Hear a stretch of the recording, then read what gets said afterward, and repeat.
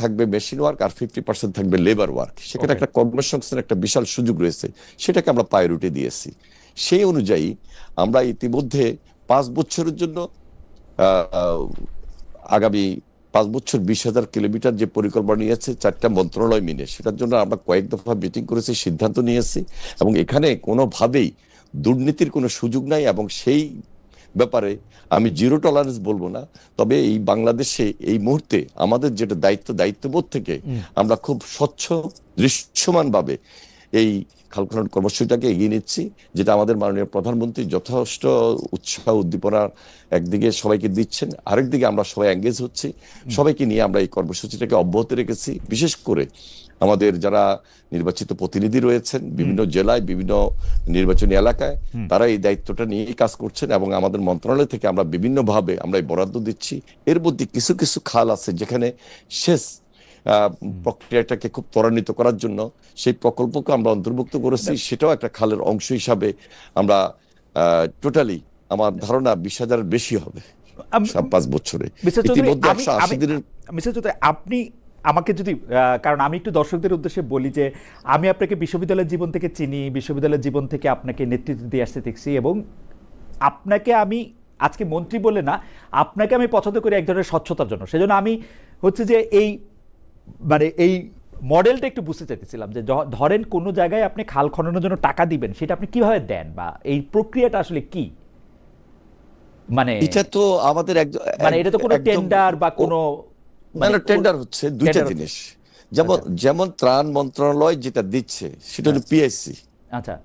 সেখানে ইউনিয়নে যারা আছেন চেয়ারম্যান মেম্বার, মহিলা মেম্বার, তাদের নেতৃত্বে সামাজিকভাবে আরো 8-10 জনকে নিয়ে একটা কমিটি হচ্ছে। সেটা গেল একটা সাইড, এটা হলো ত্রাণ মন্ত্রণালয়, দুর্যোগ ও ত্রাণ ব্যবস্থাপনা। আর কৃষি মন্ত্রণালয়, এলজিডি এবং আমাদের মন্ত্রণালয় পানি সম্পদ মন্ত্রণালয় সরাসরি টেন্ডার হচ্ছে। যেই টেন্ডারে সবাই অংশগ্রহণ করছে, এক একটা খাল হয়তো বা 1.5 কোটি 1 কোটি 1.5 কোটি টাকা লাগে, বা কোথাও এর কমও লাগে 40-50 লাখ। আমরা যেরকম আমাদের পানি সম্পদ মন্ত্রণালয়ের 1 কিলোমিটার খাল খনন করতে প্রায় 50 লাখ টাকা লাগে। আবার দুর্যোগ ব্যবস্থাপনায় সেটা 25 লাখ টাকার মধ্যে হয়ে যায়। তো সুতরাং এটা সম্পূর্ণভাবে আমাদের মন্ত্রণালয় বা অন্য মন্ত্রণালয়ের দুর্যোগ ব্যবস্থাপনার বাইরে যে মন্ত্রণালয় আছে সেখানে টেন্ডার প্রক্রিয়া হচ্ছে। টেন্ডারের মাধ্যমে, স্বচ্ছ টেন্ডারের মাধ্যমে সেটা যারা খাল খনন কর্মসূচিতে আমরা এঙ্গেজ করছি, সেই কন্ট্রাক্টররাই অর্ধেক মেশিন ওয়ার্ক করবে আর অর্ধেক লেবার ওয়ার্ক করবে, আপনার এবং সেইভাবে স্বচ্ছতার সহিত হচ্ছে। আপনি যাদের কন্ট্রাক্ট দিচ্ছেন সেই কন্ট্রাক্ট দেওয়ার ক্ষেত্রে আওয়ামী লীগের আমলে এটা কিন্তু ইজিপি সিস্টেম। ইজিপিতে এটা ওপেন টেন্ডার হচ্ছে, সবাই আপনার ইলেকট্রনিক মিডিয়াতে মাধ্যমে অংশগ্রহণ করতেছে, এবং এটা সম্পূর্ণ কম্পিউটারাইজ।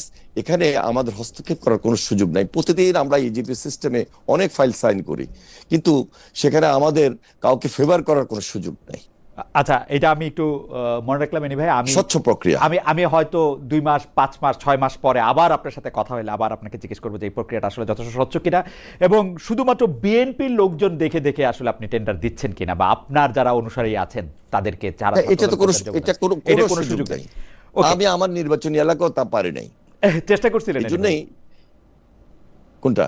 মানে নির্বাচনী এলাকায় পারি নাই, এটা এমন একটা আক্ষেপ নিয়ে বলছিলেন। না, আমার কর্মীদের আবদার থাকতে পারে, কিন্তু আমি এজ এ মিনিস্টার আমার দায়িত্ববোধ থেকে আমি ইচ্ছে করলেও পারবো না। ওকে, এখানেই স্বচ্ছতা। আচ্ছা, একটু জাতীয় প্রসঙ্গে আসি যে পদ্মা ব্যারেজ প্রকল্প ও তিস্তা পরিকল্পনা মহাবাস্তবায়নের কথা গত কয়েকদিন ধরে আপনি এবং আপনার মন্ত্রণালয়ে যিনি প্রতিমন্ত্রী আছেন তিনি বলে যাচ্ছেন এসব বড় প্রকল্পে চীন অর্থায়ন করতে পারে, এটাও আলোচনায় রয়েছে। বর্তমান সময়ে চীনের সঙ্গে বড় কোনো প্রকল্প, এবং যেহেতু ভারত আমাদের একজন খুবই নিকটতম প্রতিবেশী এবং প্রবল প্রতিবেশী, সেজন্য এইটা নিয়ে প্রশ্ন উঠবেই। আপনি এই প্রসঙ্গে বলেছেন যে পদ্মা ব্যারেজ আমাদের স্বার্থের ব্যাপার, ভারতের সঙ্গে আলোচনার কিছু নেই, গঙ্গা নিয়ে আলোচনার প্রয়োজন, সেটি চলছে। আমাদের প্রশ্ন, আপনার পদ্মা ব্যারেজ প্রকল্প এবং তিস্তা মহাপরিকল্পনা কতখানি কি অবস্থায় বর্তমানে রয়েছে? আমি প্রথমে গঙ্গা চুক্তির কথা বলবো। দেখুন, এই চুক্তিটা এই 30 বছর পর 2026-এর ডিসেম্বর 11 ডিসেম্বর শেষ হচ্ছে। ডিসেম্বরে শেষ হবে, রাইট? 11 ডিসেম্বর শেষ হচ্ছে। ইতিমধ্যে আমরা জয়েন্ট রিভার কমিশনের একটা বিশেষজ্ঞ কমিটি এবং আরেকটা মন্ত্রী নেতৃত্বে আহ, বিশেষ কমিটি আমরা গঠন করেছি। একইভাবে ভারতের সাইডেও তাদের দুইটা কমিটি আছে, সেটা তারা নির্ধারণ করে তারা তাদের স্টাডি বা তাদের প্রক্রিয়া তারা শুরু করেছে। আমরা আমাদের স্টাডি রিপোর্ট, আমাদের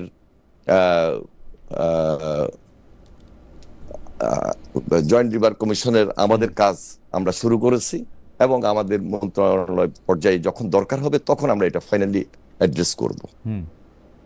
আমাদেরকে এই গঙ্গা চুক্তির ব্যাপারে আমাদের স্বার্থের কারণে সবচেয়ে বেশি আমরা দায়িত্ব নিয়ে কথা বলি, দায়িত্ব নিয়ে কাজ করি এবং ফিল্ড থেকে উঠে নিয়ে এসে আমরা কিভাবে পার্শ্ববর্তী দেশের সঙ্গে মিটিং করব, আলোচনা করব, সেই কাজগুলো আমাদের অব্যাহত রয়েছে এবং ছোট ছোট অনেকগুলো মিটিং এর মধ্যে হয়েছে এবং প্রতি বছর এই পানির হিস্সা নিয়ে এই কমিটি মিটিং করে আসছে এবং করে থাকে এবং অদূর ভবিষ্যতে করে থাকবে। আমরা সবচেয়ে বেশি যেই দিকে নজর দিচ্ছি সেটা হলো আমরা চেষ্টা করছি যে এই যে সেপ্টেম্বর অক্টোবর এর মধ্যে যেন আমাদের ফিল্ড ওয়ার্ক যেটা জিআরসির বিশেষজ্ঞ টিম তারা আমাদেরকে জানাবে। আমরা আশা করছি যে আগস্ট বা সেপ্টেম্বরের মধ্যে যদি জানায় যে কোন কোন প্রক্রিয়ায় আমাদের এই চুক্তিটা হলে আমাদের জন্য একদম বেটারটা আমরা পাবো, সেই দিকে আমরা নজর দিয়ে আমরা এই চুক্তিটাকে মন্ত্রী এই সরকারকে এই চুক্তিটা নবায়ন চায়, যেটা 30 বছর ধরে ছিল, এর আগে আরো যেটা 25 বছর ধরে ছিল, এই সরকারকে এই চুক্তিটা নবায়ন চায়। আমরা চাচ্ছি যে আমাদের স্বার্থটাকে প্রায়োরিটি দিয়ে সবচেয়ে বেশি যদি আরো 30 বছরের চুক্তি করতে হয় গ্যারান্টি ক্লজ সহ, সেটাকে আমরা সবচেয়ে বেশি প্রায়োরিটি দিব, নাম্বার 1। নাম্বার 2, যদি সেটা কোনোভাবে আমরা না করতে পারি তাহলে নবায়নটা হলো আমাদের সেকেন্ড স্টেজ। সুতরাং এই দুইটা স্টেজে আমরা কথা বলার চেষ্টা করব। আপনাকে এটা জনসমক্ষে প্রকাশ করবেন বা সংসদে বলবেন যে চুক্তিটাতে এই মুহূর্তে কি আছে এবং আমরা চুক্তিটাতে কি চাচ্ছি? না, এখনো আমাদের বিশেষজ্ঞ টিম আমাদের চাহিদা অনুযায়ী যা যা আমাদের বাংলাদেশের স্বার্থের জন্য প্রয়োজন সেই অনুযায়ী আমাদের তাদের রিপোর্ট কমপ্লিট করার নাই। তাদের রিপোর্ট কমপ্লিট করা মাত্রই আমরা যখন এই চুক্তি নিয়ে বসবো তার আগ মুহূর্তে আমাদের পার্লামেন্টে বলেন, জনসম্মুখে বলেন, যেটা জানানোর দরকার সেটা অবশ্যই আমরা জানাবো। তবে আমরা যতটুকু ধারণা দিয়েছি আমার মনে হয় দেশের মানুষের সামনে আমাদের স্বচ্ছতা প্রকাশ পেয়েছে। সরকার তো একটা চলমান প্রক্রিয়া, আপনারা এসেই কি এই ফিজিবিলিটি স্টাডিটা বা জয়েন্ট রিভার কমিশনের মধ্যে আপনারা কোনটা বাংলাদেশের জন্য সবচেয়ে ভালো হয় সেটা কি আপনারাই এইটার সম্ভাব্যতা বা এটার উপযোগিতা আপনারাই যাচাই করার জন্য কমিশন গঠন করলেন, নাকি ওই কমিশনটাকে আপনারা ধারাবাহিক রাখছেন? এটা ধরেন জয়েন্ট রিভার কমিশন তো প্রত্যেক দেশের, মানে আপনাদের নতুন করে ডেটা নিতে হচ্ছে কিনা, নাকি আমরা নতুন করে আগের ধারাবাহিকতা, বিশেষ করে আমাদের যারা আগে ইন্টেরিয়র গভর্নমেন্ট ছিলেন তাদের একটা জয়েন্ট রিভার কমিশন ছিলেন। আমরা নতুন করে আমাদের জয়েন্ট রিভার কমিশনের বিশেষজ্ঞ কমিটি আমরা গঠন করেছি। তারা যে রিপোর্টটা দিবেন সেই রিপোর্টটা নিয়ে আমরা আমাদের মন্ত্রণালয়ে আমরা বসবো। ইভেন আমরা সেটা আমাদের আলোচনার সাপেক্ষে যদি জনসম্মুখে যখন জানানোর দরকার হবে তাও আমরা সেটা করব। এবং পরবর্তীতে পার্শ্ববর্তী দেশ তারা তাদের জয়েন্ট কমিশন রিপোর্ট নিয়ে তারা তাদের মতো করে যখন একই টেবিলে বসবেন সেখানে ফাইনালি দুই দেশের প্রধান এবং মন্ত্রণালয় সেটা বসে আলাপ আলোচনা করে পরবর্তী সিদ্ধান্তটুকু গৃহীত হবে। আমরা আশাবাদী যে এই ব্যাপারে খুব একটা কঠিন কোনো সমস্যা হওয়ার মতো না এবং না হওয়ার এই কথা, যেহেতু 30 বছরের আগের চুক্তি রয়েছে তারই ধারাবাহিকতার মধ্য দিয়ে আমরা এই চুক্তিটা কন্টিনিউ করার চেষ্টা করব যেন আরো 30 বছর আমরা অ্যাড করতে পারি, আরো 30 বছর যেন অ্যাড করা যায়। আমরা পত্রপত্রিকায় দেখছি বিশেষ করে ভারতীয় মিডিয়াগুলি নতুন চুক্তি, ভারতীয় মিডিয়াগুলি বলছে যে ভারতীয় মিডিয়া বলছে যে পশ্চিমবঙ্গে যেহেতু তৃণমূল কংগ্রেসের পরিবর্তে নতুন বিজেপি সরকার আসছে, কেন্দ্রীয় বিজেপি সরকার আসছে এবং তারা এই চুক্তি নবায়ন হতে দিবে না। আমরা কি এটি জানতে পারবো যে আসলে বর্তমান সরকার চুক্তিটার, আমাদেরকে এখন পর্যন্ত এই ধরনের কোনো মেসেজ, এই ধরনের কথা তারা বলেন নাই। আমাদের সঙ্গে তাদের 2 মাস বা প্রতি মাসেই আমাদের ডিপার্টমেন্টের কর্মকর্তাদের সঙ্গে, বাংলাদেশের কর্মকর্তাদের সঙ্গে তাদের মিটিং কন্টিনিউ হচ্ছে, এবং পানির হিস্যা প্রতি মাসে কত কিউসেক মিটার আসতেছে, কত কিউসেক মিটার আমাদের প্রয়োজন, বর্ষার সময় কি, শুষ্ক মৌসুমে কি হবে, এটা নিয়ে কিন্তু প্রতিনিয়তই মিটিং হচ্ছে। সুতরাং এই ধরনের কোনো কথা আমরা শুনতে পাই না এখন পর্যন্ত। এই চুক্তিটি, বর্তমানে চুক্তিটি যে অবস্থা আছে, এটা কি আমাদের জন্য লাভজনক নাকি আমাদের জন্য ক্ষতিকর? মানে এটি কোন ভাগে, এটি কি এটা অবশ্যই আমাদের জন্য লাভজনক, এটা আমাদের জন্য লাভজনক। এবং আমরা যদি সেখানে গ্যারান্টি ক্লজটা অ্যাড করতে পারতাম আগের চুক্তিতে, তাহলে আমাদের জন্য আরো বেশি লাভ হতো। ওকে, আমি পরবর্তী চেষ্টাটাই আমাদের আছে এবং পরবর্তী প্রসঙ্গ মানে পদ্মা ব্যারাজের প্রসঙ্গে যাই। আপনি বলছেন যে এই চুক্তি, এরপর আসেন পদ্মা ব্যারেজ। হ্যাঁ, পদ্মা ব্যারেজ। আমি একটু দর্শকদের মতামত বলতে চাই যে আপনি বলছেন যে এরপর আসেন পদ্মা ব্যারেজ। হ্যাঁ, ওইটা শুধু আমি একটু বলি যে পানি বন্টন চুক্তিটা, যেটা গঙ্গার পানি বন্টন চুক্তি, যেটি নিয়ে আপনি শুরু করতে চেয়েছিলেন, সেটা আপনি বলতেছেন যে এটি পরীক্ষা নিরীক্ষা করে দেখা হচ্ছে, কিন্তু বর্তমানে একটি গ্যারান্টি ক্লজ স্থাপন করে যদি চুক্তিটা নবায়ন করা যেত, এটা আমাদের জন্য লাভজনক হতে পারতো, একটি গ্যারান্টি ক্লজ সহ, তাই তো? জি, কিন্তু এটি আমাদের জন্য লাভজনক অবস্থা আছে। যাই হোক, আমাদের দর্শকদের দুটি একটি বক্তব্য পড়ে শোনাই। ছিল যেটা গ্যারান্টি ক্লজের জন্য, যেটা আমরা মানে খুব বেশি আমাদের বিশেষজ্ঞরা বারবার বলে যাচ্ছেন যে এটা খুব বাংলাদেশের জন্য খুবই পজিটিভ হবে যদি গ্যারান্টি ক্লজটা থাকে। ওকে, সেই চেষ্টাটাও আমাদের থাকবে। নাইম খান উনি বলছেন খালেদ ভাই মাননীয় মন্ত্রীকে পেয়ে দর্শকদের ভুলে গেছেন। আর আরেকজন দর্শক, তাই দুইটা মতামত জোটে একসঙ্গে পড়লো যে আপনার খালেদ ভাই আজ আপনার ভার্সিটির সিনিয়র ভাই এসেছেন বলে কি ছাড় পাবেন? জানি না, এনি ভাই আরেকজন জিজ্ঞেস করতেছেন যে তাকে মাননীয় মন্ত্রী বলবেন কিনা। আপনি দিচ্ছেন না, ছাড় দিলেন কোথায়? মাননীয় মন্ত্রী বলবো না, এনি ভাই বলবো, আমি দুটোই বলতে চাই।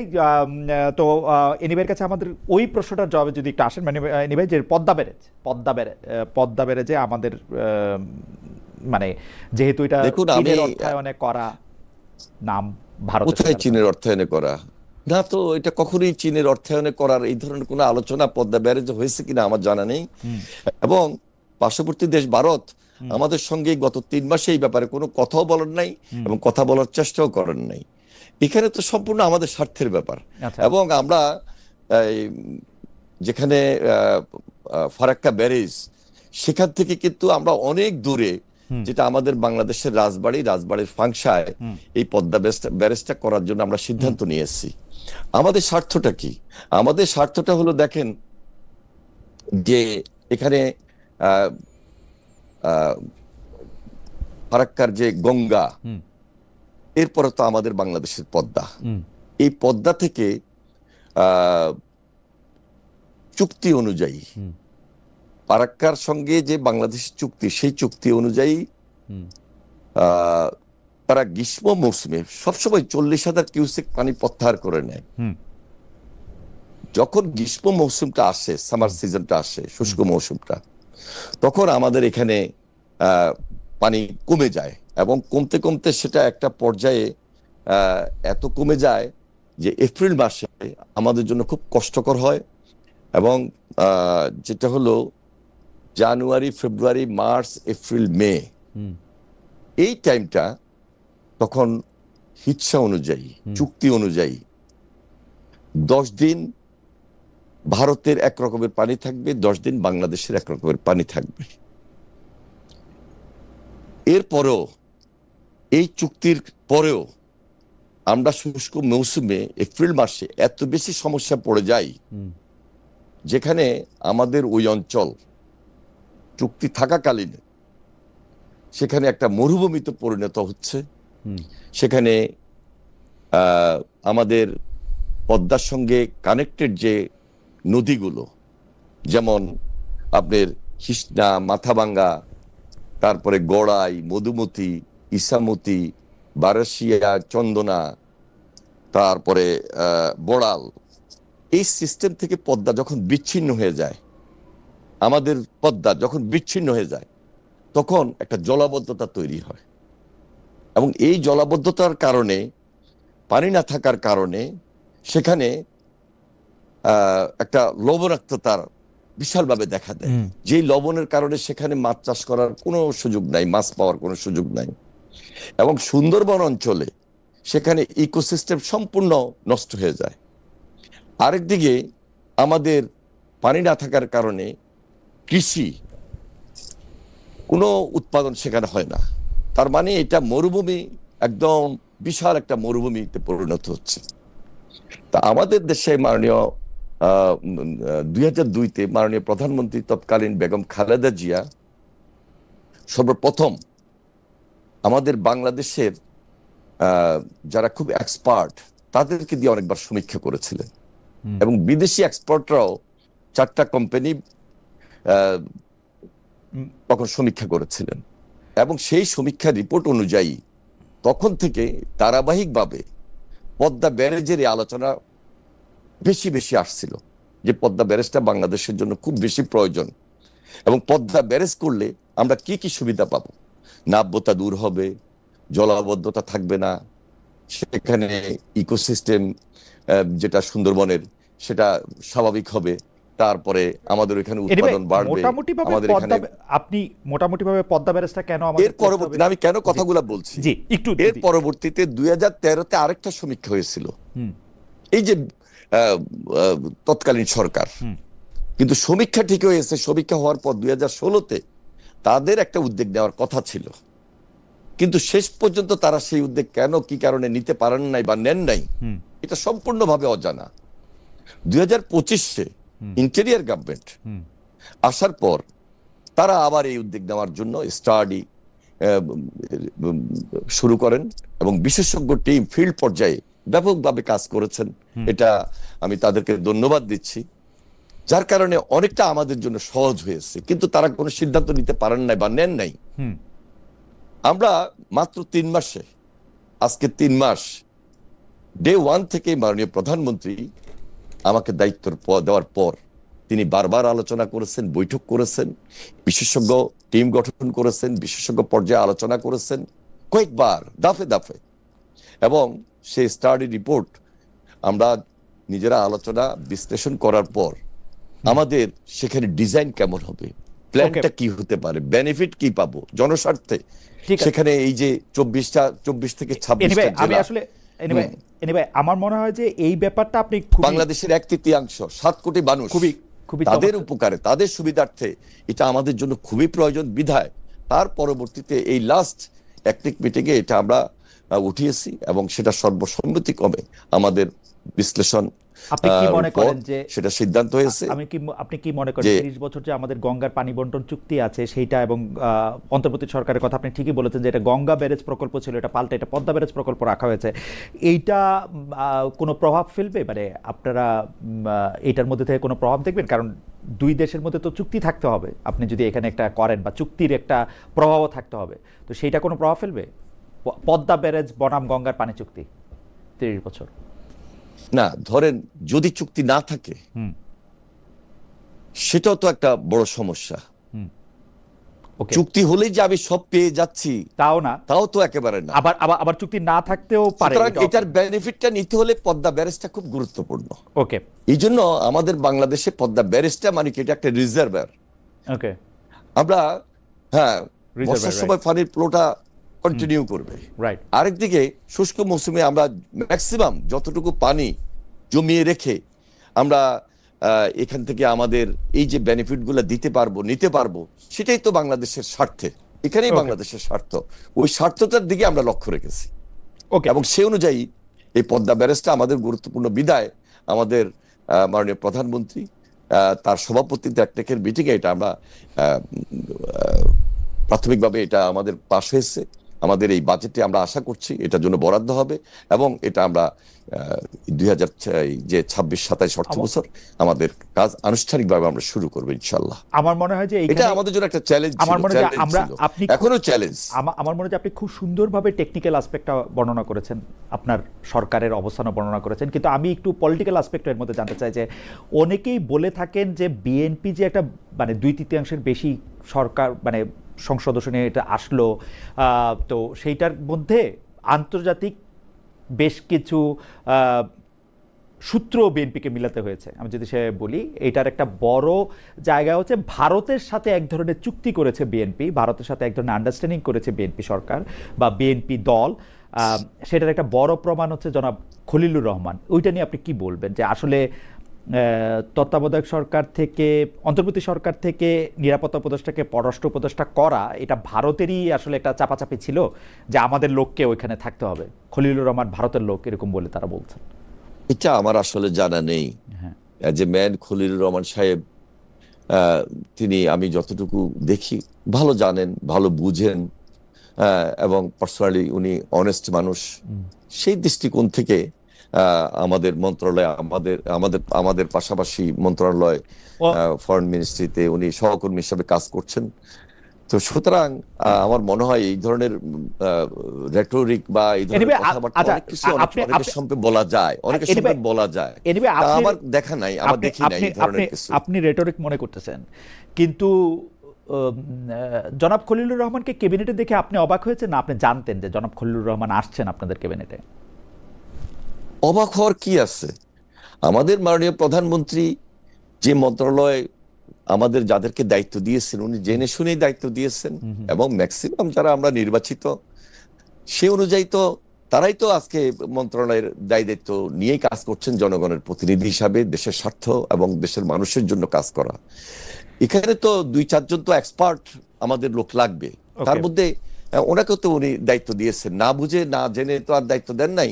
উইথ ট্রাস্ট, উইথ রেসপেক্ট এই জানা, এনিওয়ে যেটা জানতেছিলাম যে এই জানা বোঝাটা আপনাদের ইলেকশনের আগে থেকে শুরু হয়েছিল কিনা, মানে আমি সোজা যেটি বলতে চাই যে ইলেকশনের আগে থেকে আপনারা তার সাথে একটা জানা বোঝা, একটা সম্পর্ক। আপনার ইলেকশনই তো মন্ত্রী পরিষদ, আপনার ইলেকশন মন্ত্রী পরিষদ। কারণ ইলেকশন যে টাইট এবং কঠিন নির্বাচনটা হয়েছে, যেটা আমাদের মাননীয় প্রধানমন্ত্রী বারবার বলার চেষ্টা করেছেন, এবং ফিল্ডে আমরা তো সেই পরিস্থিতি মোকাবেলা করেছি। আমরা তো সেই পরিস্থিতি মোকাবেলা করেই ভোট করেই আমরা এই দায়িত্বটা পেয়েছি, জনগণের প্রতিনিধি হিসাবে নির্বাচিত হয়েছি। ভোটটা তো খুব সহজ হয় নাই, কঠিন নির্বাচন হয়েছে। সেই কঠিন নির্বাচনের পর ঠান্ডা মাথায় গিয়েই তো মাননীয় প্রধানমন্ত্রী 2/3 দায়িত্ব পাওয়ার পর সিদ্ধান্ত নিয়েছেন যে ওনার একটা ভালো মন্ত্রী পরিষদ করা উচিত, যারা দেশের জন্য, দেশের স্বার্থে, দেশের স্বাধীনতা সার্বভৌমত্ব রক্ষা করে কাজ করবেন। এবং সেখানে আমাদেরকে শপথ নিতে হয়েছে, এবং এখানে গোপনীয়তা রক্ষা করে আমার এক শপথ নিয়ে আমাদেরকে এই দায়িত্ব পরিচালনা করতে হয়। এবং আমরা যারা দেশপ্রেমিক, দায়িত্বশীল, অবশ্যই সেই সরকার আজকে তারেক রহমান নেতৃত্ব দিচ্ছেন এবং আমাদেরকে নিয়ে কাজ করছেন, যে একটা টিম ওয়ার্ক, এবং আমরা সম্পূর্ণভাবে তাকে সহযোগিতা করেই জনস্বার্থে কাজ করে যাচ্ছি।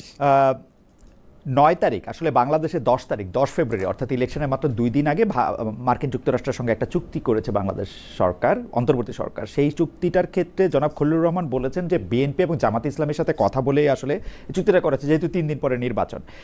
এখন ঘটনা হচ্ছে, জামাত প্রথমেই বলছিল যে এই চুক্তিটার ব্যাপারে তাদের সাথে কোনো কথা বলা হয় নাই, পরে আবার আমি দেখলাম যে আমির সাহেব সেটা আবার রিইনস্টেট করছেন। বিএনপি কোনো কিছু বলে নাই এটা সম্পর্কে। বিএনপির সঙ্গে কি আসলে কথা হয়েছিল জনাব খলিলুর রহমানের সময় চুক্তিটা করার ব্যাপারে? বিএনপি আমার তো মনে হয় এটা খলিলুর রহমান সাহেবকে আপনি সরাসরি জিজ্ঞেস করতে পারেন যে কি কথা হয়েছিল, আপনি কি বলেছেন। না, আপনি জানেন কিনা বিএনপির পক্ষ থেকে? জনাব খলিলুর রহমানকে আমি চেষ্টা করতেছি, খলিলুর রহমান সাহেবের সাথে যদি আমার কথা হয় আমি অবশ্যই আপনি আমার মতো খলিলুর রহমানকে আমাকে দিয়ে আমার সঙ্গে যেভাবে পদ্মা খাল খনন কর্মসূচি, না সবগুলি বিষয় তার সাথে আসলে কথা বলা উচিত, কথা বললেন। হ্যাঁ, তো আমার মনে হয় পররাষ্ট্র বিষয়ক আলোচনাটা তার সঙ্গে সবচেয়ে ভালো করেন আপনি দেখবেন। আমি বিএনপির সাইডটা আমি খুবই চেষ্টা করতেছি এনি ভাই, যে আমি আসলে, কিন্তু আমি বিএনপির সাইডটা একটু বুঝতে চাইতেছি যে বিএনপি, আপনি যেহেতু বিএনপির যুগ্ম মহাসচিবও বটে, যে মানে বিএনপির সঙ্গে আসলে দল হিসাবে জনাব খলিলুর রহমান যে দাবিটা করেন যে তিনি কথা বলেছেন, কারণ আমরা যখন এই প্রশ্ন করেছি, মানে সাংবাদিকরা যখন এই প্রশ্ন দ্বারা করেছে যে আপনি 3 দিন আগে এটা কেমনে করলেন, মানে আপনি সরকার থেকে চলে যাবেন, আপনি 3 দিন আগে চুক্তি করেন কেন, এটা বিএনপির উপরে বা জামাতের উপরে দায়িত্ব দিতেন যারা এই ক্ষমতায় আসবে। তখন উনি বলছে যে আমি বিএনপি জামাতের সাথে কথা বলছি। এটা তো যদি উনি জামাতের সঙ্গে কথা বলেন, উনি যদি বিএনপির সাথে কথা বলেন, ইন্টেরিয়র গভর্নমেন্টের সাথে তৎকালীন সময়ে কথা বলেন, আমার মনে হয় প্রশ্নটা তাকেই করেন, সেই তো ভালো উত্তর দিতে পারবে। না, জামায়াতের পার্টটুকু আমি শুধু বিএনপির পার্টটুকু জানতে চাইতেছি যে জামায়াতের পক্ষ থেকে তো বলা হয়েছে কথা বলা হয় না, এখন বিএনপি সেটা আমার পার্টির মহাসচিব বা পার্টির চেয়ারম্যান হয়তো বলতে পারেন, আমার পক্ষে তো বলা মুশকিল, আমি তো জানি না। আমার এই ধরনের আলোচনা কখনোই ওনার সাথে এইভাবে হয় নাই। ওকে, এই আলোচনাগুলি কেন আসতেছে জানেন এনিওয়ে, আমরা যখন ইউনিভার্সিটিতে পড়েছি, আজকে থেকে এটা 30, 32, 35 বছর আগের কথা, তখনও আমরা দেখেছি যে একটা তো গণতন্ত্রের একটা লক্ষ্য থাকে, বা মানে একটা লক্ষণ থাকে হচ্ছে ইলেকশন কেন্দ্রিক আপনারা বিভিন্ন সময় মানুষের কাছে যান, আপনাদেরকে নির্বাচিত করলো করলো না সেটা একটা ব্যাপার হয়। আর সারা বছর ধরে বেশ কিছু বিষয় আলোচনায় থাকে। এর মধ্যে একটা আলোচনার বিষয় হচ্ছে রেজিম চেঞ্জ, যে আলোচনাটার ক্ষেত্রে বেশ কিছু চিন্তক, সেটা আমাদের সময় আমরা দেখছি যে আমাদের সময় বলতে আমাদের ছাত্র সময়, যেই সময়টা আমি যে যাদেরকে আমরা বুদ্ধিজীবী বলি, তারা এই আলোচনাটা সামনে আনেন। তা আমি যদি জনাব ফরহাদ মজারের কথা বলি, তিনি স্পষ্ট বলতেছেন যে একটা যুক্তরাষ্ট্র এখানে রেজিম চেঞ্জ করেছে, তারাই এখন ক্ষমতায় রয়েছে, ক্ষমতা আমাদের হাতে নেই, সামনে অনেক বড় বিপদ রয়েছে, বাইরে হিন্দুত্ববাদী বিপদের আশঙ্কা রয়েছে, তাই বিপ্লবী চেতনায় ঐক্যবদ্ধ হওয়ার বিকল্প নেই। আপনার একটু মন্তব্য আমি পলিটিক্যাল জায়গা থেকে একটু শুনতে চাই যে আপনি দেখুন, আমি খুব জি আমি একটা কথাই বলবো। দেখুন, বিএনপি একটা উদার গণতান্ত্রিক দল, একদম উদারপন্থী, খুব স্বাভাবিক সহজ। বিএনপির রাজনীতির মধ্যে আমি কঠিন কিছু এই পর্যন্ত দেখি না। এটা প্রেসিডেন্ট জিয়াকে আমরা সরাসরি দেখেছি, খাল খনন কর্মসূচি ওনার নেতৃত্বেই করেছি, এবং তখন থেকে ওনার রাজনৈতিক দর্শন আদর্শের প্রতি সম্মান শ্রদ্ধা জানিয়েই ভবিষ্যৎ পরবর্তীতে ছাত্র জীবনে ছাত্র রাজনীতি করেছি, ওই ধারাবাহিকতা এখন বিএনপির রাজনীতি করছি। ঠিক একইভাবে তো দেশনেত্রী বেগম খালেদা জিয়া এবং তারেক রহমানও তো তাই, যে সাধারণ মানুষের সেন্টিমেন্টকে প্রায়োরিটি দেওয়া, সাধারণ মানুষের সঙ্গে কাজ করা, সাধারণ মানুষের সাথে এঙ্গেজ হওয়া, সবসময় এই প্রায়োরিটিটা উনি দিয়েই কিন্তু রাজনীতি করেছেন। এই জন্য বলছি, বিএনপি রাজনীতির মধ্যে এই যে খুব কঠিন বা ক্রিটিক্যাল পরিস্থিতি, জটিল সমীকরণ নিয়ে আসা, এটা কিন্তু আমরা কখনোই দেখি না। আমরা একদম সরল ভাবে যে না, আমার গ্রামে এই কাজ করতে হবে, আমার ইউনিয়নে কাজ করতে হবে, আমার সাধারণ মানুষের জন্য কাজ করতে হবে, আমার জেলার জন্য কাজ করতে হবে, আমার উপজেলার জন্য কাজ করতে হবে। তার মানে তো এটা সবাই মিলেই তো দেশের মানুষ বাংলাদেশ। আমরা এইভাবে চিন্তা করি। আর পার্শ্ববর্তী দেশের সঙ্গে তো আবার বন্ধুত্ব থাকবে, এবং সেই বন্ধুত্বকে আমরা সবসময় প্রায়োরিটি দিচ্ছি। শুধু পার্শ্ববর্তী দেশটা, বিদেশে যারা যে কোনো দেশের সঙ্গে তো বন্ধুত্ব রেখেই তো আর একটা দেশে চলা উচিত। তাই তো হচ্ছে, প্রেসিডেন্ট জিয়া তাই করেছিলেন, তারেক রহমান তাই করছেন, মানে আমরা চোখের সামনে দেখছি, দৃশ্যমান। এই রেজিম চেঞ্জ করা মানে শেখ হাসিনাকে ক্ষমতা থেকে সরানো এবং পরে আবার আপনাদের সাথে আপনারা ক্ষমতায় আসা, এটার সাথে ভারত বা আমেরিকার কোনো মানে সম্পর্ক, বা আমি যদি সোজা বাংলায় বলি কোনো ষড়যন্ত্র ইনভলভ, যেই মানে যে ইঙ্গিত আমরা বিভিন্ন লোকের কাছে পাই, সেইটা আমি তো আমার জন্ম স্বাধীনতার আগে আমি এই রেজিমের অনেক কিছু দেখার আমার সুযোগ হয়েছে। আমার ছাত্র রাজনীতির সুবাদও দেখার সুযোগ হয়েছে।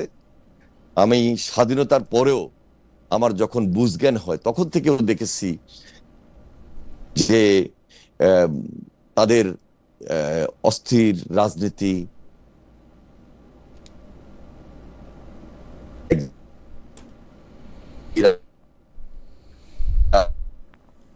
তাদের লুটপাচার, তাদের প্রেসিডেন্ট জিয়া বাংলাদেশটাকে তো নেতৃত্ব দিয়েছেন।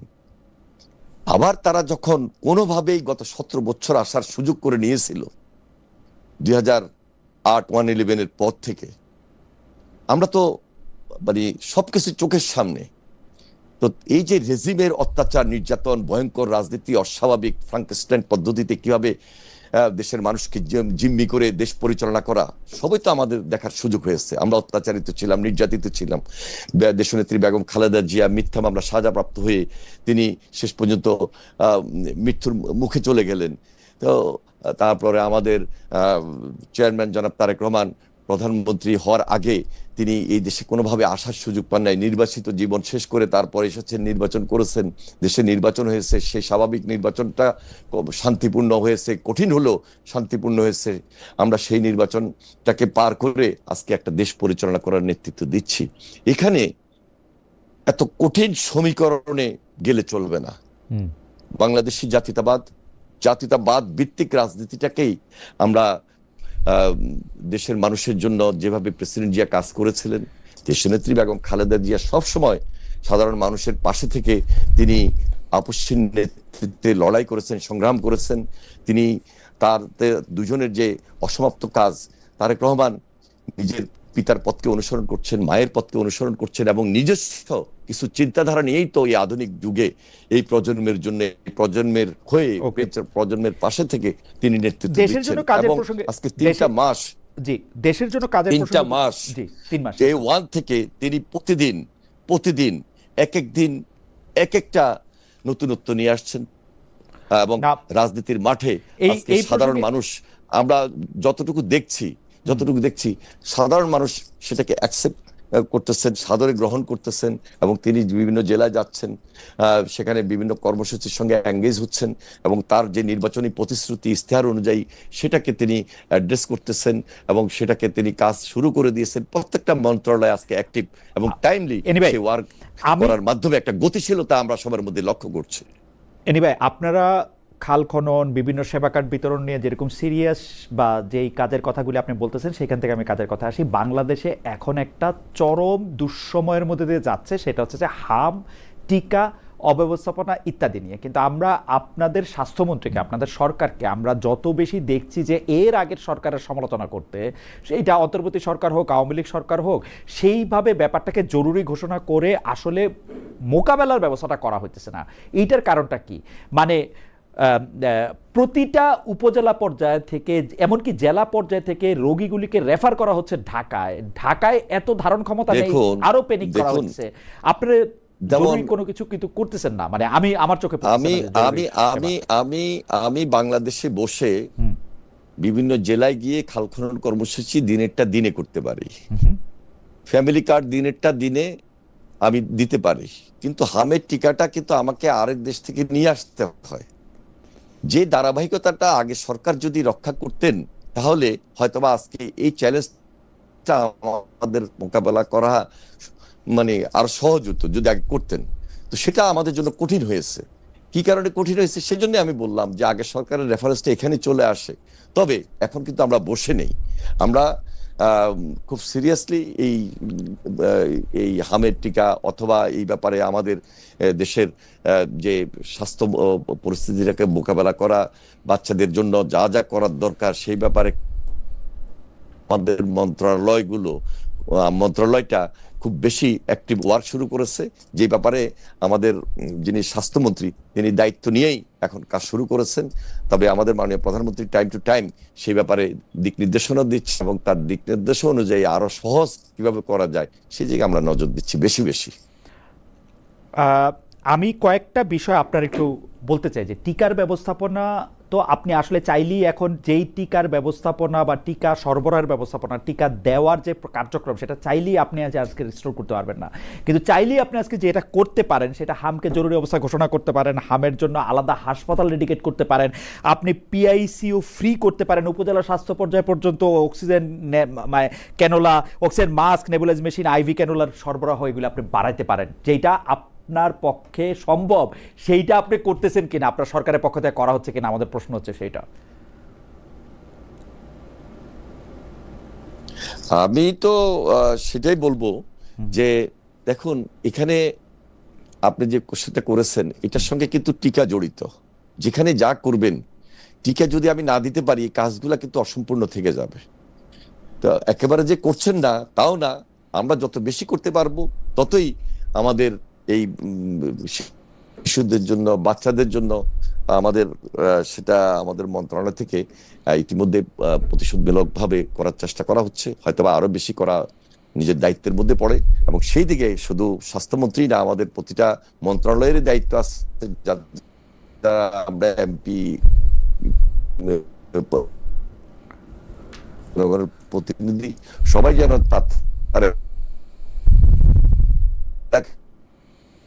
বা সেই দিকে বিশেষ নয় স্থানীয় মাধ্যমেও। আমি এনিভাই আপনার মাধ্যমে, কারণ আমরা তো হচ্ছে যে আসলে স্বাস্থ্যমন্ত্রীকে বা প্রধানমন্ত্রীকে যদি কাছে পাই তাহলে তাদের কাছেও দাবি জানাবো, কিন্তু আপনাকে আসলে দলের একজন নেতা হিসাবে, মন্ত্রিসভার একজন সদস্য হিসেবে আমরা দাবি জানাই যে হামকে জরুরি অবস্থা ঘোষণা করে, যেহেতু এটা নিরাময়যোগ্য রোগ, এতে যাতে আর একজন শিশুও মারা না যায়, দরকার হলে আপনাদের অন্যান্য কর্মসূচিকে একটু পিছিয়ে দিয়ে হলেও সেটা আপনাদের একটু সামনে আনা দরকার। এবং আমি মনে করি যে আগের সরকারকে মানে দায় দিয়ে যে আসলে অন্তর্বর্তী সরকার এটা করে নাই বা আওয়ামী লীগ সরকার এটা করে নাই, তো তা সেই ওটা তো ক্ষেত্রে বারবার বলার প্রয়োজন নাই, আগে জি সরকার, হ্যাঁ জি ওইটা বারবার বলে আমার না মনে হয় বলে যে আমি এই কি মুহূর্তে করব, আমি কি করছি, আর একটা ইজ ভেরি মানে এনিভাই ইম্পর্টেন্ট। আমার কাছে মনে হয় যে আর একটা শিশুও আমরা আসলে মরতে দিতে পারি না, মানে শিশুদের মৃত্যু নিরাময়যোগ্য রাইট, রোগে এটা রাইট। 2026 সালে অনেক বেশি কষ্টকর। আমার মনে হয় যে আমরা পরবর্তী প্রসঙ্গে যেতে পারি যে আওয়ামী লীগ নিষিদ্ধের যে একটা ব্যাপার ছিল সেটা হচ্ছে যে সেই আন্দোলনে আপনারা এনসিপি জামায়াতের যে যমুনায় আন্দোলনে গেছিল সেটাতে আপনারা যোগ দেন নাই। আপনাদের মধ্যে থেকে একাধিক শিষ্যরা তো এরকম বলছিলেন যে কাউকে নির্বাহী আদেশে বা আইন করে নিষিদ্ধের পক্ষে নন আপনারা, কিন্তু জনগণ ভোটের মাধ্যমে প্রত্যাখ্যান করলে সেটাই সবচেয়ে বড় নিষেধাজ্ঞা আপনারা সে সময় বলেছিলেন। কিন্তু আওয়ামী লীগের সেই নিষেধাজ্ঞা বহাল রাখা হলো সংসদে আইনি অনুমোদন নিয়ে, এইটার মানে কারণটা কি বলে আপনি মনে করেন, বা আপনাদের এই এটা কি অবস্থানগত পরিবর্তন নাকি মানে ঠিকই আছে?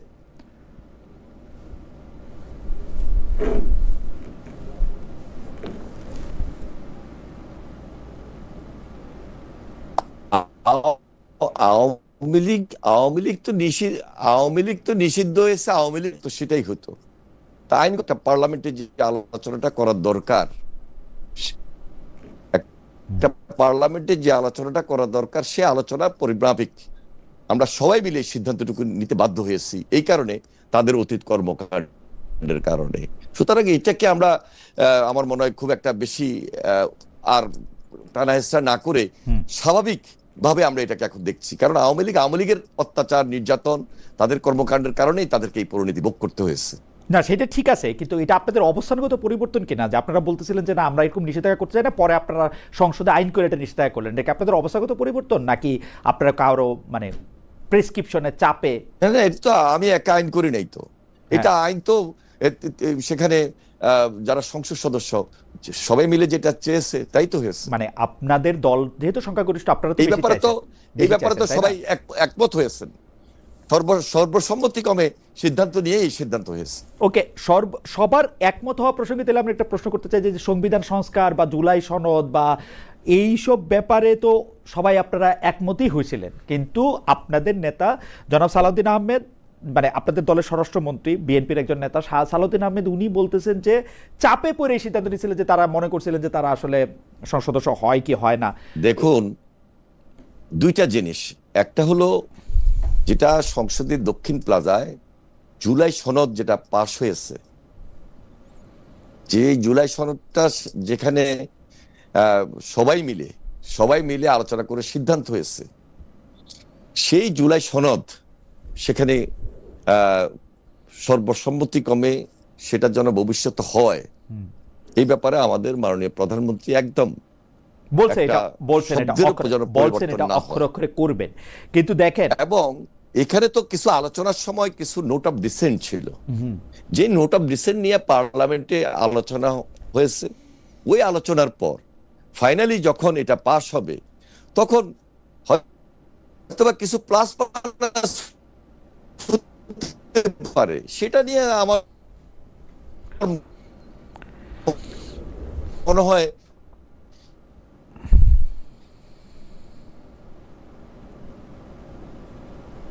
যে কিছু এনিভাই নেটওয়ার্ক, এনিভাই এই বাংলাদেশে মন্ত্রীদের ভাষায় নেটওয়ার্ক, লাইনটা মনে হয় এনিভাই বাংলাদেশে মন্ত্রীদের ভাষায় নেটওয়ার্ক এত খারাপ কেন? এটা কি ভাষাটা পুরো না, মন্ত্রীদের জন্য আলাদা কিছু নাই, আমরা মন্ত্রীরা স্বাভাবিক জীবন যাপন করি, সাধারণ স্বাভাবিক জীবনযাপনে তো নেটওয়ার্ক ভালো থাকে, স্বাভাবিক জীবনে তো নেটওয়ার্ক ভালো, মন্ত্রীদের জন্য স্বাভাবিক জীবনে তো নেটওয়ার্ক ভালো, মন্ত্রীদের ভাষায় কি বিশেষ ব্যবস্থাপনা নেটওয়ার্ক খারাপ কিনা? আমি প্রফেসর আসিফ নজরুলের ভাষায় নেটওয়ার্ক খারাপ পাইতাম খুবই। না না, এটা মন্ত্রীদের না, অনেক সাধারণ মোবাইলও একই অবস্থা।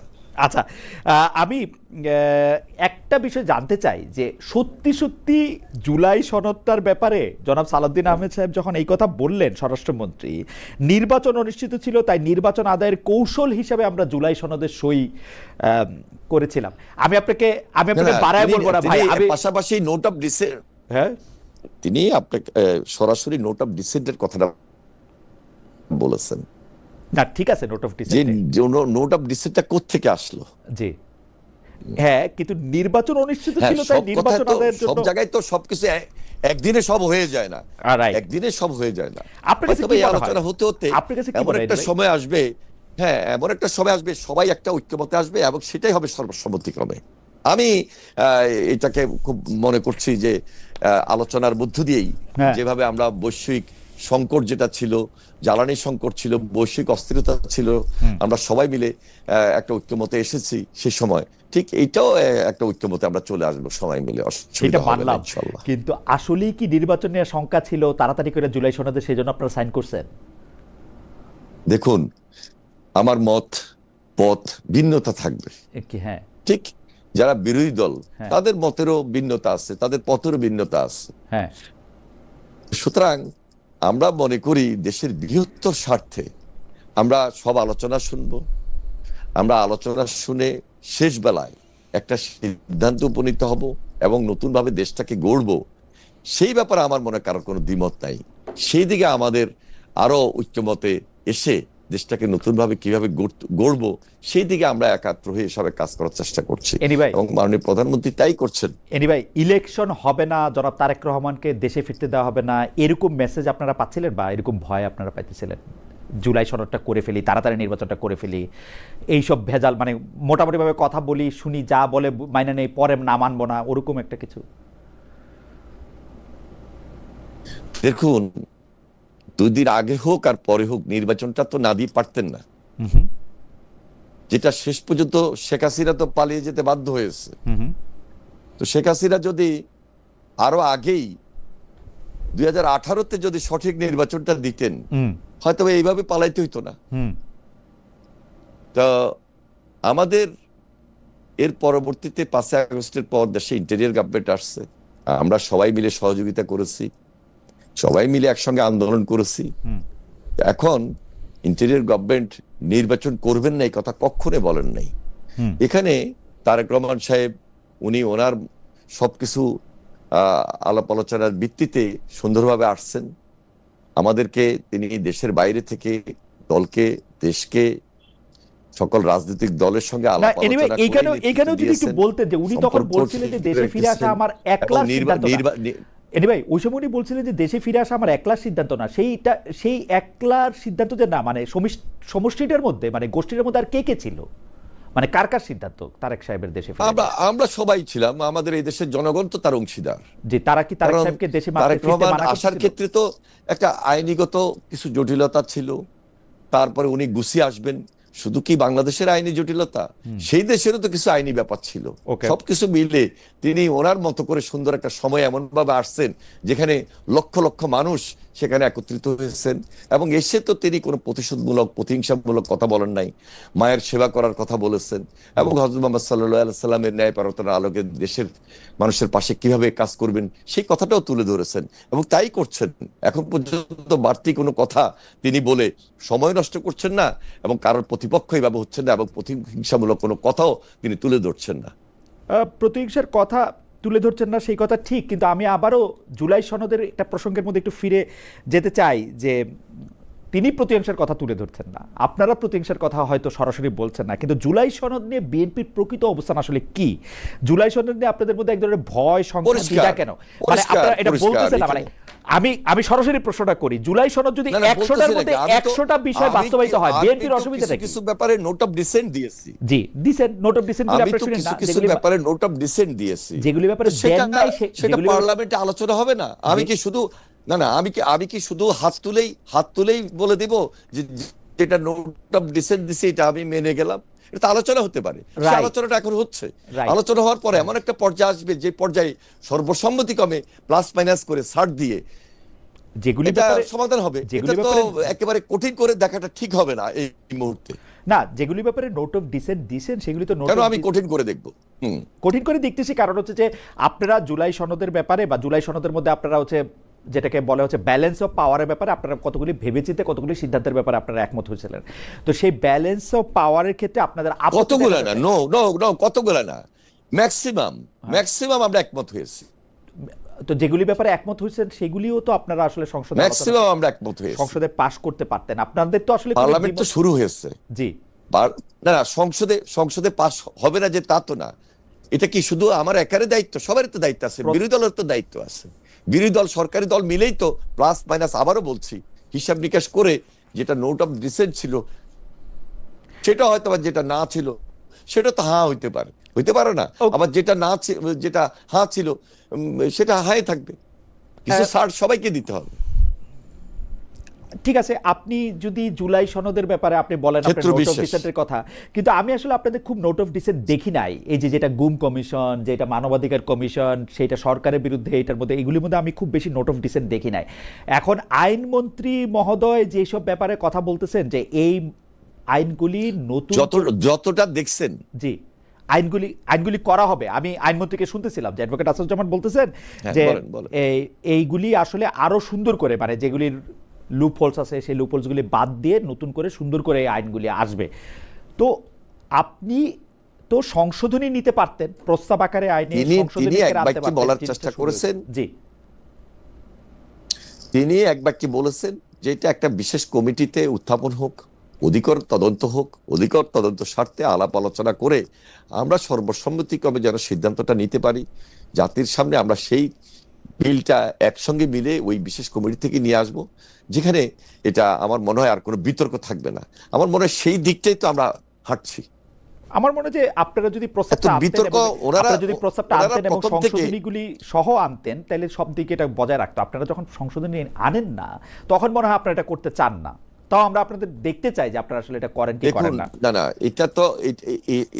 এটা তো কথা হলো যে সরকারি দলকে যদি অভিযোগ বা কাঠগড়ায় দাঁড়ানো করার জন্য এই ধরনের কথা বলা হয়, এটা হবে আমার মনে হয় খুব দুঃখজনক।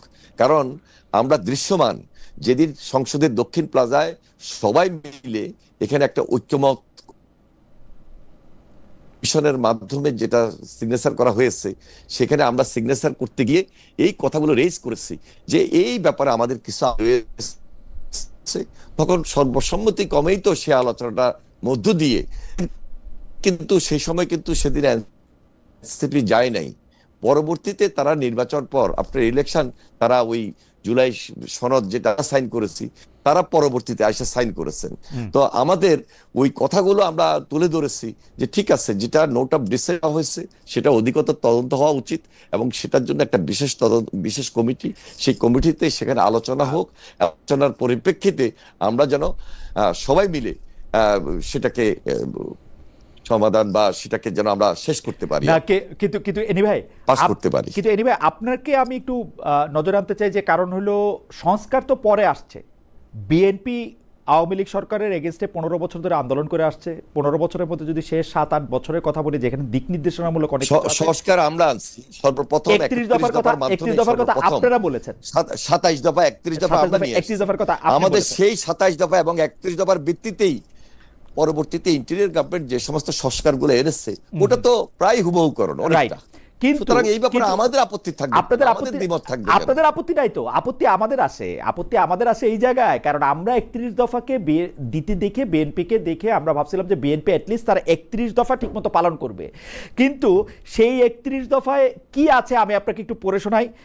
31 দফায় আছে ক্ষমতার ব্যাপক বিকেন্দ্রীকরণের লক্ষ্যে স্থানীয় সরকার প্রতিষ্ঠানগুলিকে অধিক স্বাধীন, শক্তিশালী, অক্ষমতায়ন করা হবে।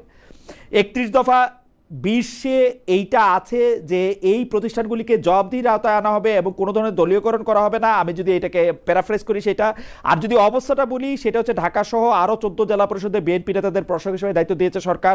2 দফায় সব মিলিয়ে 56 জনকে জেলা পরিষদের প্রশাসকের দায়িত্ব দেওয়া হয়েছে। মনে আছে সবাই বিএনপির জেলা নেতা। আমি আরেকটু বলে নিই এনি ভাই, এর আগে 2 দফায় দেশের 11টা সিটি কর্পোরেশনে প্রশাসক পদে বিএনপি নেতাদের দেওয়া হয়েছে। বাকি আপনি যে কোনো জায়গায়, মানে সেটা ভিসি হোক, বিসিবি হোক, সব জায়গায় বিএনপির লোকই নিয়োগ দেওয়া হচ্ছে, যেটা বিএনপির আসলে 31 দফার 20 দফার সিটি কর্পোরেশনে প্রশাসক দিব, সিটি কর্পোরেশনে প্রশাসক দিব, জেলা পরিষদে প্রশাসক দিব। তো এখানে আপত্তি কেন? আমি তো আপত্তির কিছু দেখি না। দেশের মানুষ আমাদেরকে ম্যান্ডেট দিয়েছে, আমরা সেই ম্যান্ডেট অনুযায়ী আপত্তি দেখেন না। আপনি কি 20 দফার পাঠে, আপনি কি 20 দফার পাঠে এইটা দেখেন যে বিএনপি আসলে এই কথা, বিএনপির একজন শীর্ষ নেতা, একজন সাংবাদিকরা এইটা বলবে আমার যার ইচ্ছা আমি বিএনপির লোক নিয়োগ দেব, এটা আপনার আপত্তি কেন? আপনি কি 20 দফার পাঠে এইটা পড়েন? আমি তো এটা পড়ি না। আমি তো দফা 20 দেখি যে বিএনপি দলীয় লোকদের নিয়োগ দিবে না।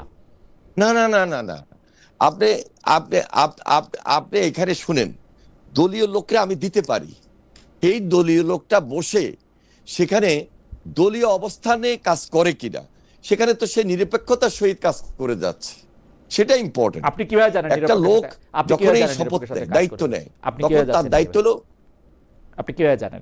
এটা তো আমরা পার্টি হিসেবে ওন করতেছি, এটা আমরা পার্টি হিসেবে ওন করতেছি, এটা আমাদের কমিটমেন্ট জাতির সামনে যে আমি যেখানেই থাকবো না কেন আমি আমার দায়িত্বটুকু নিরপেক্ষতার সহিত পালন করতে, এটা আমার শপথ, এটা আমার জাতির সামনে আমার কমিটমেন্ট। সুতরাং আমি এক্স ওয়াই জেড অনেকেই দায়িত্ব দিব। আমি যদি আমার দলীয় লোক বলতে দলের বাইরেও তো এমন এমন লোক আছে যারা পদ নাই, সাধারণ সমর্থক অথবা সেই সাধারণ লোক, তাকেও তো দুই এক জায়গায় আমরা একভাবে দায়িত্ব দিয়েছি। কিন্তু কথাটা হলো যে সেখানে আমি তো একেবারে দলীয় অবস্থান থেকে দলীয় কাজ সেখানে বসে করতেছি তা না, আমি সেখানে নিরপেক্ষ অবস্থান থেকে আপনি একেবারেই দেখতে পাচ্ছেন না, আপনি একেবারেই দেখতে পাচ্ছেন না, সেই জন্য আপনি দেখছেন না। কারণ হচ্ছে কি এরকম কথা সাবেক প্রধানমন্ত্রী শেখ হাসিনাও বলতো যে আমার উপরে আস্থা রাখেন, বিশ্বাস রাখেন, আমি যারে নিয়োগ দেই যেই হোক সে ভালো না। সেটা আপনি ফ্যাসিস্টের সঙ্গে আমাদেরকে মিলাবেন না। আমরা তো মিলাতে চাই না, আপনারা না মিলাতেছেন আপনাদের সঙ্গে, আমি কেন মিলাবো? আমরা মিলাই না কখনোই। আমাদের আমাদের আমাদের তারেক রহমান, খালেদা জিয়া, জিয়া রহমানের যে রাজনীতি, এবং আমি আমার মন্ত্রণালয়ের কথা বলছি, আপনি দেখেন আমি পারস্য সম্পদ মন্ত্রী হিসাবে নিরপেক্ষ দায়িত্বটা চালাচ্ছি কিনা, কারণ আমি শপথ নিয়েছি আমি দায়িত্ব নিয়ে জনসাধারণের জন্য, দেশের জন্য আমি কাজ করব। কিন্তু আমি হয়রাজ বিএনপির যুগ্ম মহাসচিব, যদি আমি নির্বাচিত প্রতিনিধি, তাহলে আমি নির্বাচিত প্রতিনিধি হয়ে আমি মন্ত্রণালয় চালাচ্ছি। আমার মন্ত্রণালয়ে সেখানে সরকারি কর্মকর্তা আমাদের অধীনে যারা রয়েছেন তারা সেখানে বসে নিরপেক্ষতার সহিত দায়িত্ব পরিচালনা করছেন। এই সরকারি কর্মকর্তা যারা, এরা তো হঠাৎ করে আসে নাই, এরা ধারাবাহিকভাবে এই দেশে পরীক্ষায় উত্তীর্ণ হয়ে বিভিন্ন মন্ত্রণালয়ে কাজ করতে করতে, কেউ সহকারী সেক্রেটারি ছিলেন, ডিপ্টি সেক্রেটারি ছিলেন, জয়েন্ট সেক্রেটারি ছিলেন, এইভাবে হতে হতেই তো তারা বিভিন্ন মন্ত্রণালয়ে তারা কাজ করছেন। তো এরা কি বিএনপির লোক? এরা দেশের লোক, দেশের সরকারি কর্মকর্তা হিসেবে এরা নিরপেক্ষভাবে দেশ দায়িত্ব পরিচালনা করছেন। আমরা তাদেরকে গাইড করতেছি এবং আমাদের কার্যক্ষেত্রে আমরা যেভাবে বিভিন্ন জায়গায় কথা বলছি, কাজ করছি, দৃশ্যমান, সেখানে কোনো দলীয় অবস্থান থেকে আমরা সরাসরি কাজ করছি না। হ্যাঁ, আমাদের নির্বাচনী ইশতেহার আছে, সেই ইশতেহার জনগণের সামনে নির্বাচনের আগে আমরা তুলে ধরেছি এবং জনগণের সামনে প্রতিশ্রুতি অনুযায়ী সেগুলাকে আমরা এক্সিকিউট করছি। আমাদের একজন দর্শক সাইফুল ইসলাম শাহীন, উনি বলছেন 31 দফা।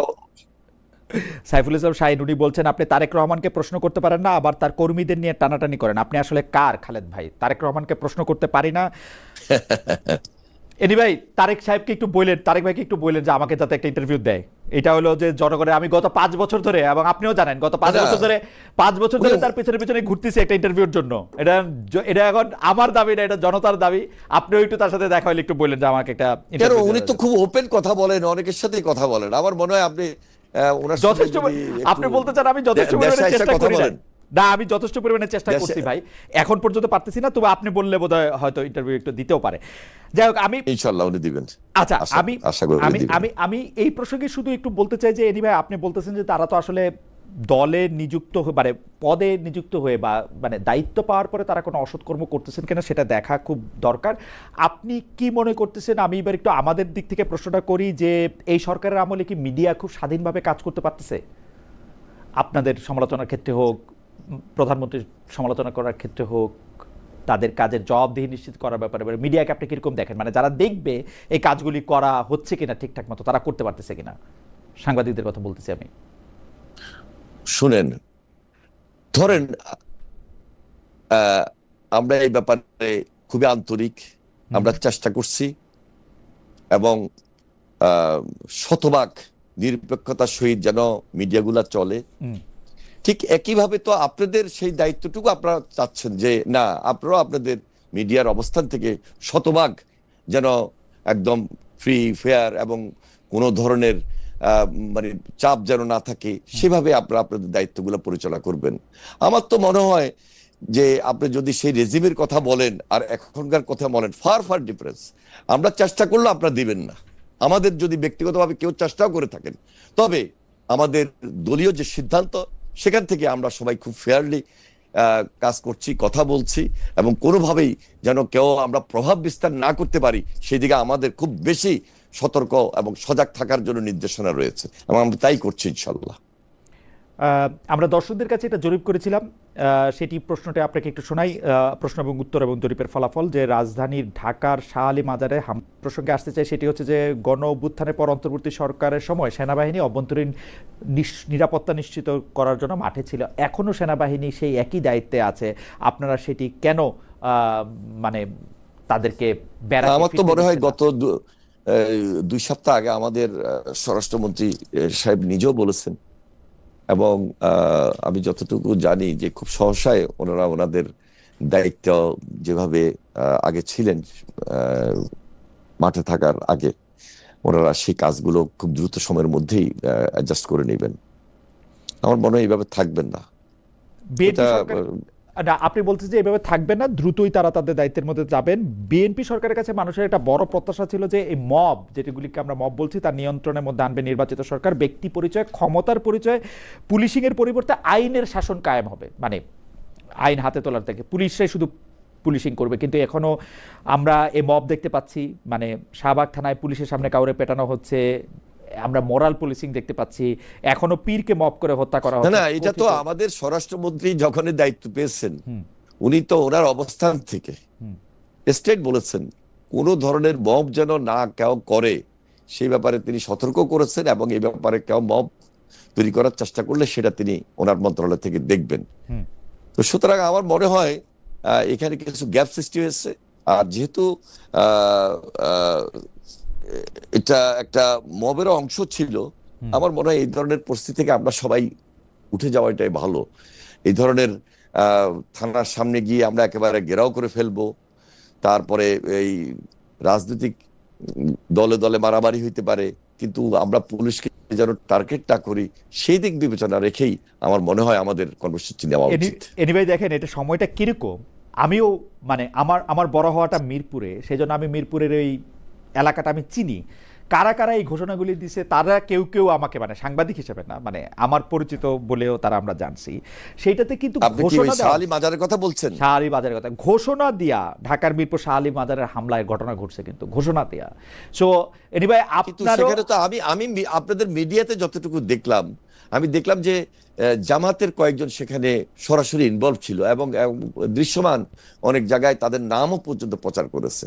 যেহেতু দীর্ঘদিন আপনারা একসঙ্গে রাজনীতি করেছেন, বিএনপি এবং জামাতে ইসলামী, এখন এইটার মধ্যে কিন্তু একটা গ্রে এরিয়া আছে, কাকে জামাত বলা হবে, কাকে আসলে কথিত জামাত বলা হবে, এটা আসলে জামাতে ইসলামী কেন্দ্রীয়ভাবে করছে নাকি করে নাই, এইটা কিন্তু এখন দেখেন এখন এই অনেক সময় বলে যে গ্রামের একটা ছেলে, তার পদ নাই পদবি নাই বিএনপির, কি হচ্ছে, সে নিজেকে দাবি করছে যে বিএনপির, কিন্তু সে একটা ক্রাইম করছে।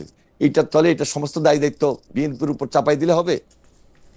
জিনিসটা অনেক ক্ষেত্রে এরকম হয়। তো বিভিন্ন রাজনৈতিক দলকে আমরা মনে করি এগুলো চাপানো ঠিক না। এই সমস্ত ব্যাপারেই তো পার্লামেন্টে আলোচনা করে আমাদের আইন শৃঙ্খলা যেন কোনোভাবে অবনতি না হয়, আর আমরা কথায় কথায় যেন কাউকে গায়েল না করি, সেটা বিএনপি হোক জামাত হোক, যে না এই লোকটার কারণে যিনি ক্রাইম করবেন তার পরিচয় হলো সে সন্ত্রাসী, তিনি এই পথ নিয়েই থাকেন, সেখানে আরেকটা দলের নাম যদি ব্যবহার করেন, আসলে এরকম অনেকে সুযোগ বা প্রভাবশালী কিছু ব্যক্তি হয়তো অনেক সময় নেওয়ার চেষ্টা করে, কিন্তু এদের উদ্দেশ্য তো হলো ওই যে ক্রাইম জোনেই তারা সবসময় নিজেদেরকে প্রায়োরিটি দিয়েই কাজ করার চেষ্টা করেন, পুলিশ তাদের বিরুদ্ধে ব্যবস্থা নেবে, এই স্বচ্ছতা মনে থাকা উচিত, এবং সেই দিকে আমরা আগানোর চেষ্টা করবো ইনশাল্লাহ। আমি কাছাকাছি বুঝছেন কিনা আমি কি বলার চেষ্টা করছি? আমি বুঝছি, আপনি আমাকে আরেকটু বুঝাই দেন, আমি আরেকটু প্রসঙ্গের মধ্যে ব্যাপারটার মধ্যে থেকে আসি। যে ছাত্র রাজনীতি, ছাত্রদলের রাজনীতির মাধ্যমেই আসলে রাজনীতিতে, মানে দেশের রাজনীতিতে যতখানি যাওয়া সম্ভব আপনি মোটামুটি সর্বোচ্চ পর্যায়ে গেছেন। কিন্তু গত বছর সেপ্টেম্বরে আপনি আমাদের অনুষ্ঠানে এসেই বলেছিলেন ডাকসুর নির্বাচনের দিন সকালেই ছাত্রদলের বিরুদ্ধে মিডিয়ায় মব তৈরি করা হয়, যা ডাকসুর নির্বাচনে ছাত্রদলের পরাজয়ের অন্যতম প্রধান কারণ। তো আপনি এই যে মিডিয়ায় মব তৈরি করা বা মিডিয়াকে আসলে দখল করা, দখলদারিত্বের মধ্যে নেওয়া, এইটার মধ্যে আপনি আসলে বিএনপি বা আমার কথাটা, আমার কথা আমি